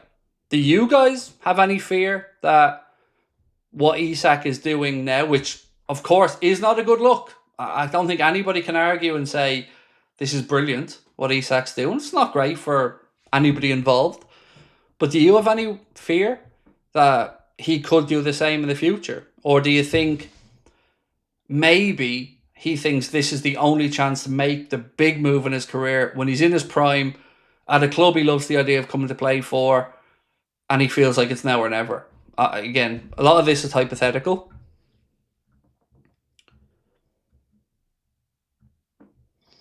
Bruno said, "No disrespect to other journalists, but I'm always more confident in Fabrizio's reports. Who do you regard as more reliable?" So I think every journalist makes mistakes, and I can certainly point you to 3 or 4 premature here we goes from Romano. But ultimately, if we are talking tier journalism in transfers, Ornstein, Romano, they got to be right up there at the very top. This summer, I think Ben Jacobs has had a brilliant summer reporting on Liverpool. I think he's done some really good work. Paul Joyce is always more than worth listening to as well. If Paul says something, it's worth paying attention. So that's kind of where I'm at with it. We've all got our own favourites. Other journalist stuff I love reading, but the two big ones for me would be Ornstein and Romano. I think usually they're not far off. But again, nobody's perfect because football isn't perfect and things move really quickly. So PSG won the penalty shootout, did they? It's unfortunate for Spurs, but in all honesty, they put up a better fist of it than I expected them to. Carl, how are we, my man? Always looking very dapper, by the way, in the suit, Carl. I always, when I see the profile picture, I'm thinking, dude's looking well. Hey, Craig, just watched some of Leone highlights. His power and potential shithousery meter is really high. Oh, yeah, seen him standing over Lukaku, mate. Even at 18 years of age, kind of grabbing him by the scruff of the collar. I can get behind that, Carl. I definitely can. Yeah, and the really exciting thing is, if he comes in and he's good, like you're talking potentially, 14, 15 years left of a career. And even allowing for that centre backs going 35, 36, 37, it's not out of the question either. So the potential here for Liverpool is huge. You know what I'm going to be really interested in? To see the length of contract that he signs. Surely it's got to be 6 years if you're Liverpool. You got to tie him down to a 6-year deal, in my opinion. Jay hates said James Pearce fell off. So on that, I agree. So for me, when I started doing all of this and paying attention, James Pearce was still at the Echo, and I would say that was the best days of the Echo when Pearce was there. I think everything was just a bit better in that publication. But James got an opportunity and obviously wants to go work with The Athletic, which is obviously a very big publication. And I'm sure maybe, I don't understand the finances of James's work, but definitely feel like he's become almost the forgotten man to some extent in certainly transfer talk. Ornstein seems to take the majority of the big stories there at The Athletic. But what I always do like about James Pearce is the stories after something happens. So maybe James doesn't get the here we goes or whatever, but when you talk and you read James's work about how the transfer came to fruition and the little details behind the scenes and all these other things, that's the work from James that I really enjoy. Yeah, and I've got to say this as well. He is one of the nicest men you will definitely come across in this industry. I have nothing but good words to say about James Pearce, the man. Anytime I've had any interactions with him, or could not be any nicer, has always been brilliant with fan content, always made time for them. Yeah, I wouldn't have a bad word to say about James Pearce as a man, honestly. Absolute legend. Leach said yes, he would do it again. I can see it if Madrid came calling 3-4 years time. So it depends on how he views Real Madrid, I think, Leach. So let's look at it and say, I think Isak looks at Liverpool as the biggest for him, or one of the biggest, because going back through the years, I have recollections of him always talking about Liverpool and being fond of Liverpool. So I don't think Real Madrid to him are what Barca was to Coutinho. Some players growing up in South America look at Barca and Real Madrid as the absolute epitome of football. Some players in Africa look at the Premier League as the big destination. I guess it depends on your heritage, you grew up, what leagues you were watching. But I don't get that feeling for Isak, that if Madrid came in, he'd want out. I could be naive on it though, like I said, mate. Harry, thank you so much, mate. That's so kind of you. These things always blow my mind. Seeing people like Harry and gentleman last night who put in 300 quid. Like, this is real money. Like, I can't thank you enough, and it doesn't go unappreciated from me, mate. I always run in and tell my wife as soon as we're finished the streams about stuff like this, because you don't have to send us anything. The content is free. So for you to think that much of me, thank you.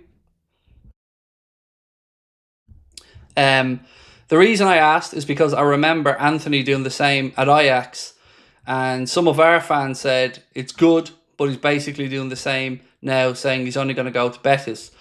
Side note, if you get time later, go see the Gustavo Harmer goal for Sheffield United. Thank you, Harry. I will certainly have a look later on. Yeah, look, some players do. Some players are very headstrong. What always confuses me though is when they let their agents dictate everything for them. That really baffles me, because I don't think I'd even have an agent if I was a professional footballer. I definitely feel like I'd have a legal representative, but I don't think I'd be letting anybody else negotiate for me. It would be me sitting down doing that, because I know what's best for me and I know what I want. So yeah, let's wait and see. But we're all getting ahead of ourselves here. We're talking about a hypothetical fallout for a player we haven't signed yet. So let's wait and see what happens.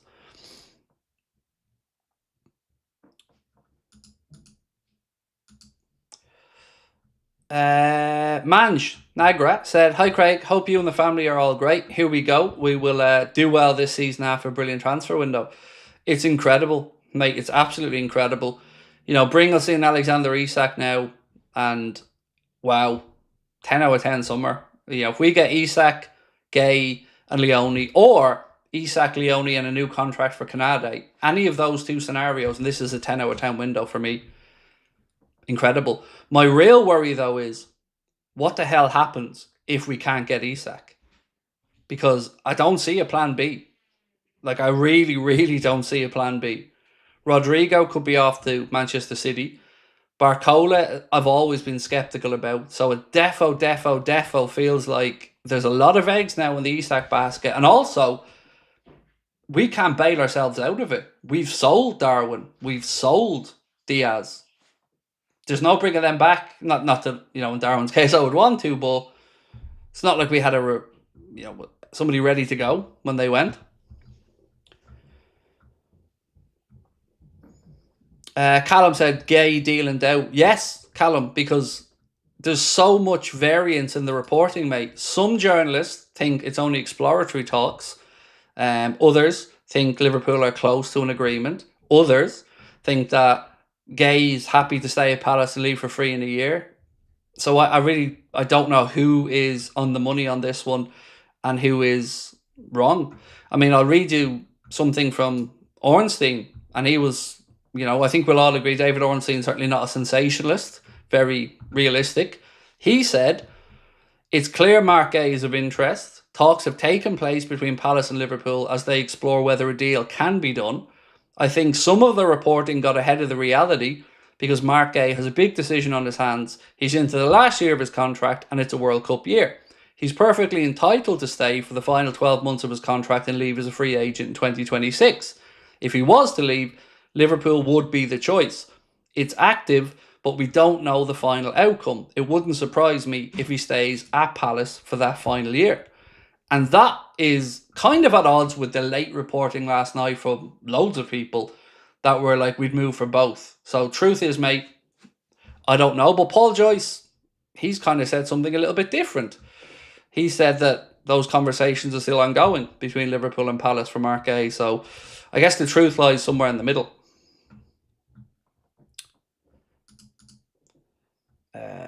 Right, so 58% of over 3,000 people that took part in the poll feel that Konate will not sign a new deal. So we asked, will Ibrahima Konate sign a new deal? 58% say no, 42% say yes.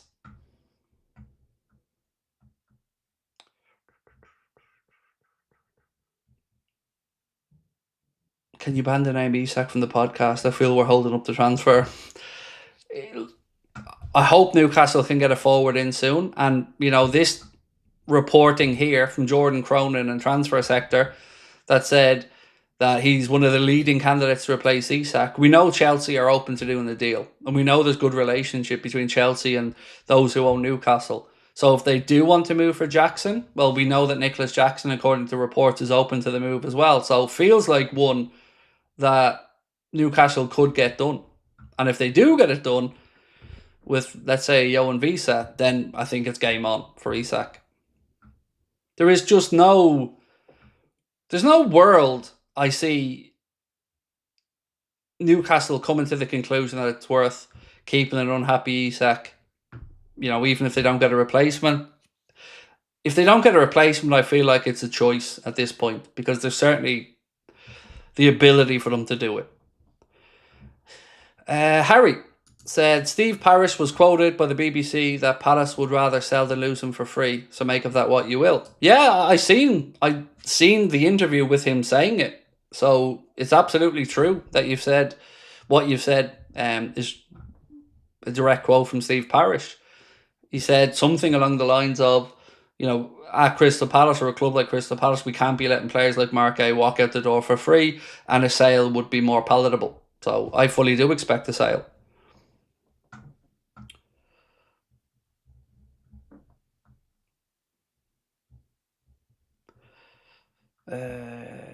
This one. What I don't get is, Craig, is Konate has just won a league title. I don't get it. And on Guehi, it was under the impression it would come if Konate was there. So for me, it was always a case of, was it Marc Guehi, was it Leone? And now it's starting to become really clear that it was Leone, and Marc Guehi is the Konate, I don't want to say replacement, but alternative is probably the fairer one. I would have loved it to have been Marc Guehi and Konate. But, what's happening is, to be fair, what was reported is most likely going to happen. With the situation with Konate, I don't get it either. All I can think is maybe Daryl, somebody's gotten in his head, and maybe somebody has said to him, come to Madrid. We want you here. Let's be honest, like, the idea of living in Madrid, playing for Real Madrid, I can see the appeal, but it doesn't feel like, if it was from a career legacy perspective, I don't think he can't win what he wants to win at Liverpool. I think he can win every competition here. So I don't know if it's a money thing, a change of environment thing, a culture thing, going through your career and saying, I played for this club, and this club, or if it's a combination of all of it.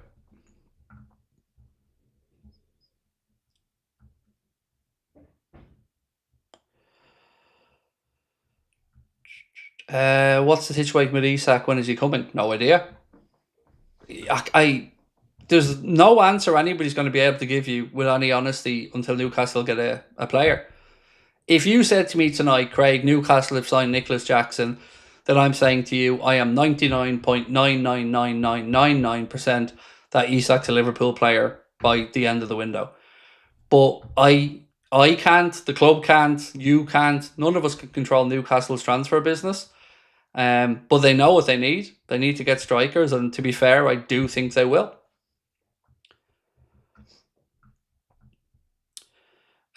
Sources say PSG and Real Madrid are keen on Konate. Yeah, read that one out earlier on. 1 second. Where was it?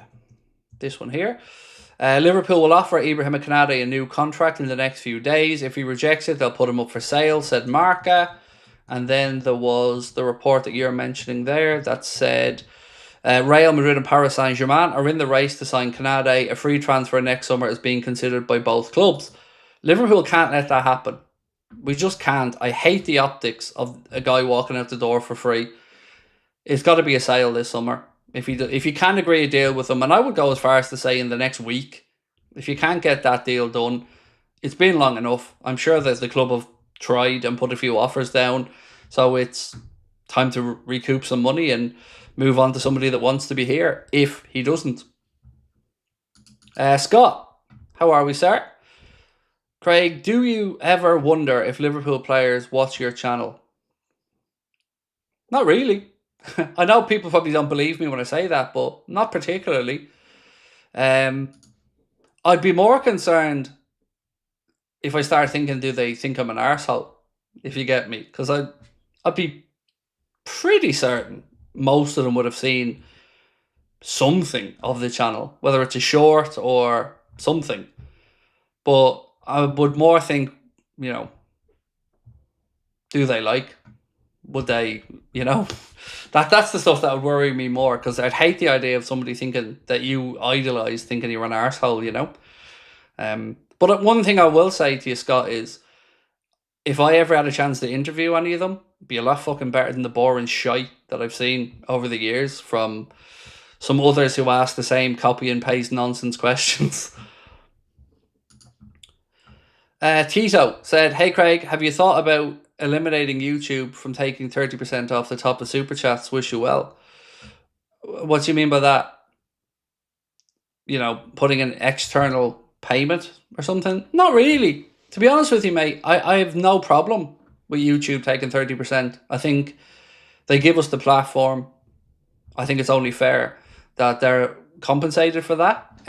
So yeah, I have no problem with the YouTube part of it. The Apple part of it, that drives me insane.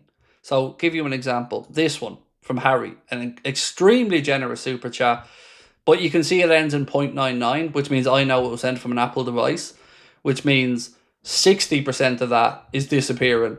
And it doesn't bother me because I never expect super chats, but it bothers me that somebody's hard-earned money that they've spent to support a content creator, that about 30% of that goes to Apple for nothing, for like literally nothing, for being greedy bastards and processing the payment. That drives me insane. So I hate it. But YouTube, no, I have no problem with YouTube taking a cut, because they give us the platform, and we wouldn't be able to earn a living or do any of this without YouTube. So I've never had an issue with that. Although I would like the option of every YouTuber once a year getting to do a charity stream with no cut. And I'm sure maybe if you reach out to YouTube, that is possible. But that would be nice to get one free pass every year where you could do a charity stream and all the money went directly to that charity from YouTube. I know you could do it externally with a GoFundMe, but the more barriers you put between somebody having to leave the page, the more unlikely it is that it'll happen.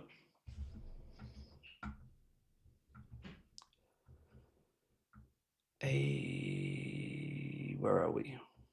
Giannis said Liverpool ain't selling Konate this year, said Ben Jacobs. Does he? Just having a look. Don't know, mate. Haven't got a clue. So, don't know. Be honest, don't know.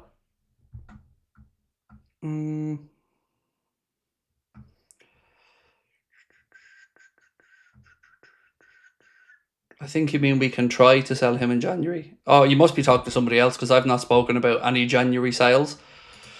Aaron said, have an ugly feeling if we get Guehi as well, it means they expect Konate to turn down the extension. Oh, I think that's common sense. I think you're 100% right. The fact that we've signed or are signing LEONI means, in my mind, if Marc Guehi comes, it's 100% Konate is not staying. Whether that's Konate leaving for free in a year or whether that's Konate gone this summer.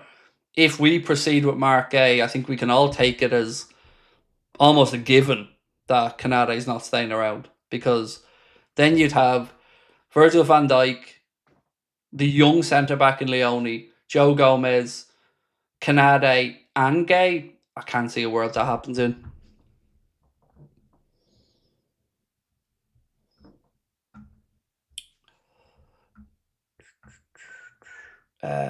What else we got? Do you think Guehi is better than Ibu?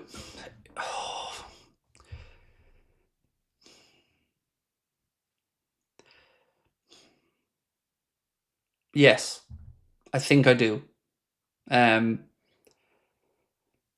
wouldn't use the word better, but I do think he's more consistent, and I would feel better having him alongside Virgil. I'm not going to sit here and say Ibrahima Konate isn't brilliant, but he does have some things that wind me up. One of them is how touch tight he gets and gives away free kicks. Yeah, I would say Guehi's a bit better, or at least more consistent is the word I go with. So for me, I'd probably just edge with Guehi. And Guehi more of a leader. See, that I agree with. Marc Guehi always strikes me as a leader when he speaks. And also, I'm always really impressed when I watch him play. And he pinged a diag the other day in behind Kirkes. That was Van Dijk-esque.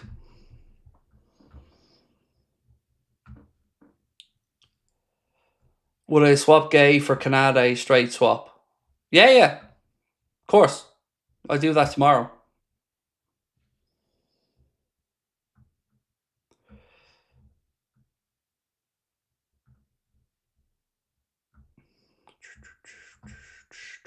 I would, yeah. I'd swap them tomorrow if both offers were on the table. Yeah. Yeah, I would. Sorry, I keep thinking back and forth on it, but I would. I'd make that swap.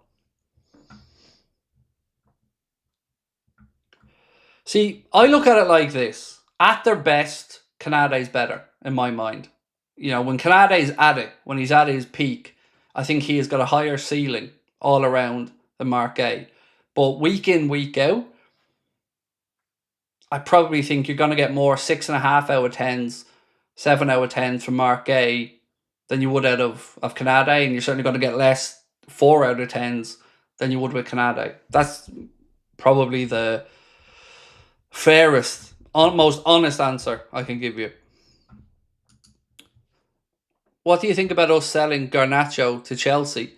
I think he's really talented.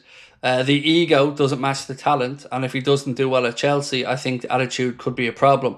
If he stops listening to his brother, he can be great.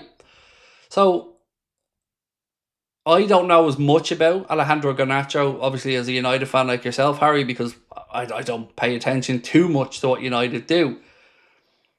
Does seem like he's a bit of a little shit. To be honest, mate, he does. He does seem like he's got some ego issues. Wearing that Rashford shirt was a fucking disgrace. Nothing against Marcus Rashford, but Garnacho, as a United player, wearing a Villa Rashford shirt is tantamount to basically sticking 2 fingers up to United.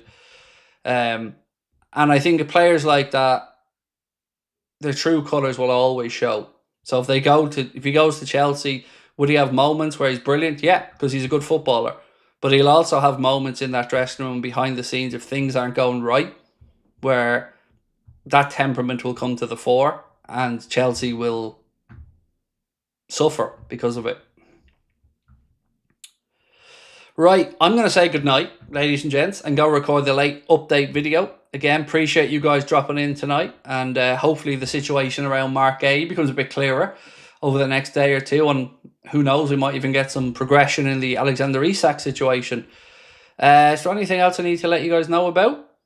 If you haven't, do join up to our WhatsApp. Scan that QR code on the screen. Remember, if you want to take part in our player ratings at the end of the game on Friday night, you can do so in the WhatsApp group only now. So do scan that QR code. And also, the preview will be out tomorrow morning for the game against Bournemouth. So I've done my predicted 11, my score prediction. That'll be coming out tomorrow, I think at about 10 or 11 a.m. So, yeah, good one tonight. Really appreciate all your support as